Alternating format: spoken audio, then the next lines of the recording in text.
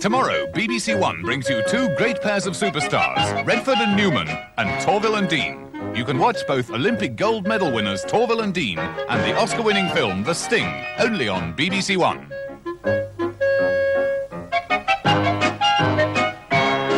Redford and Newman at 6:35 and Torvill and Dean at 9:30, tomorrow on BBC1.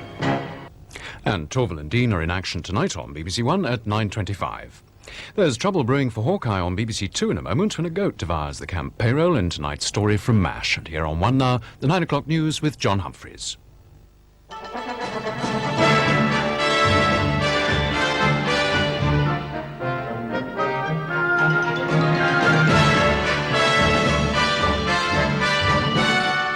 McGregor's message to the miners: go back to work, I won't give in. But Scargill says we fight on. 6 months jail for the cruise missile mole. Suffering in Brazil, victims of drought. Ambush in El Salvador, captive audience in an election campaign.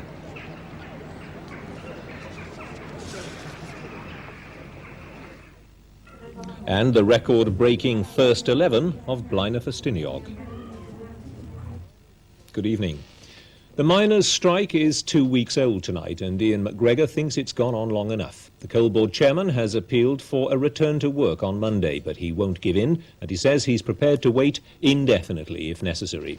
Arthur Scargill says the strike is now beginning to bite. Only 37 pits were open today, and he reckons domestic supplies are now in danger. David Steele is concerned about the role of flying pickets and the police. The Liberal leader has spoken of methods totally unacceptable. David Owen and the other SDP MPs are also worried about the police stopping Kent miners on their way to picket. And Labour MP Tony Benn said the actions the government had ordered were absolutely illegal. In the Nottinghamshire coalfield, police and pickets were again out in force. About 900 pickets from Yorkshire and South Wales arrived in the county, despite a big police presence and roadblocks turning some cars back. The coal board's chairman said today he felt those who wanted the strike to continue were in the minority.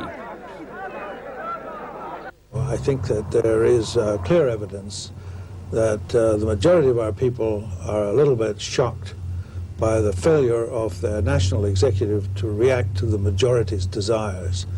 And I think that the intimidation that so many people have been subjected to is totally un-British. And I am very confident that the good common sense of the bulk of our employees will ultimately come through. So you're saying that even if this strike goes on for weeks, you're still not modifying your plan? I haven't got any plans to change. I think that we've put forward a very, very intelligent, progressive plan for the industry. And I know that most of the people in the industry understand that, and they're perfectly prepared to go along with it. So how long are you prepared to sit it out? Definitely, as far as I'm concerned. 2 weeks into the dispute, and Mr McGregor's as resolute as ever, bolstered by the huge stocks of coal at power stations and the lack of any pressure or panic from industry. But today, the NUM President Arthur Scargill again accused the police of using paramilitary tactics. He appealed to Mr McGregor to stop what the union sees as the butchery of the coal industry. The NUM says the latest example is the colliery closure 3 weeks ago in South Yorkshire, which sparked off the strikes. The miners' union probably wouldn't have picked Corton Wood as the last ditch in its fight with Mr McGregor. At best, the Victorian collieries got only 5 years of reserves. But when the coal board said it would have to close within a couple of months, the miners were incensed. Pickets set up at the gates and the Yorkshire coalfield struck in sympathy. Soon Scotland followed, then Kent and South Wales.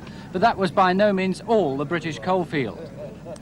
NUM leaders hoped every other area would fall in behind, like dominoes, till there was a national stoppage over Mr McGregor's plans to cut 20,000 jobs and reduce production by 4 million tonnes, measures which triggered the Cortonwood closure.